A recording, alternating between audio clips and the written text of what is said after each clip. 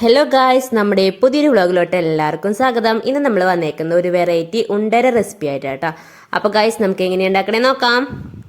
അതിനായിട്ട് നമ്മുടെ main ingredient എന്ന് പറയുന്നത് അമൃതം പൊടിയാട്ടോ. അത് നല്ലതുപോലെ നമ്മളൊരു പാത്രത്തിലിട്ടിട്ട് നന്നായിട്ട് ഒന്ന് ചൂടാക്കി എടുക്കുന്നുണ്ട്. അങ്ങനെ നമ്മുടെ അമൃതം പൊടിയൊക്കെ നന്നായി ചൂടാവൊന്നും വേണ്ട കേട്ടോ, ഒന്ന് ആ ഒരു പച്ചമണം ഒന്ന് മാറി കിട്ടിയാൽ മതി. അപ്പോഴേക്കും നമുക്ക് ആവശ്യത്തിനുള്ള ശർക്കര ഒരു ലേശം വെള്ളം ഒഴിച്ചിട്ട് തിളപ്പിക്കാനായിട്ട് വെച്ചിട്ടുണ്ട്.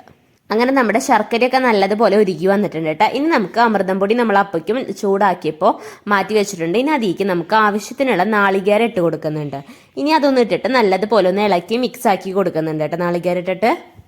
ഇനി നമ്മൾ അതിലേക്ക് ചേർത്ത് കൊടുക്കുന്നത് നമ്മൾ നേരത്തെ ഉരുക്കി വെച്ചേക്കുന്ന ശർക്കര അരിച്ചിട്ട് ഒഴിച്ചു കൊടുക്കാം കേട്ടോ. അപ്പോൾ വല്ല മണ്ണും തരിയൊക്കെ ഉണ്ടെങ്കിൽ പോയി കിട്ടും.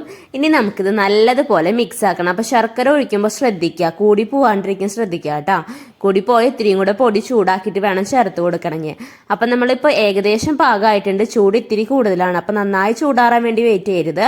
ചൂടോടുകൂടി ഉണ്ട പിടിക്കാം കേട്ടോ. നമുക്ക് ഇതിൽ നമുക്ക് നട്ട്സ് കാര്യങ്ങളൊക്കെ ഉണ്ടെങ്കിൽ ചേർത്ത് കൊടുക്കട്ടെ. കപ്പലണ്ടി അതുപോലെ അണ്ടിപ്പരിപ്പൊക്കെ ഇങ്ങനെ നമുക്ക് ഉണ്ടേമ വെക്കാനായിട്ടില്ലെങ്കിലും കുഴപ്പമൊന്നുമില്ല. അമൃതം പൊടി നല്ല ഒരു ന്യൂട്രീഷൻസ് ഉള്ള ഒരു ഫുഡാണ്. അപ്പോൾ ഗൈസ്, നമ്മുടെ ഒരു അടിപൊളി അമൃതം പൊടി കൊണ്ട് ഉണ്ടാക്കിയ ഉണ്ട ഇവിടെ റെഡി ആയിട്ടുണ്ട്. കുട്ടികൾക്കൊക്കെ വളരെ ഇഷ്ടപ്പെടുന്നതാണ്.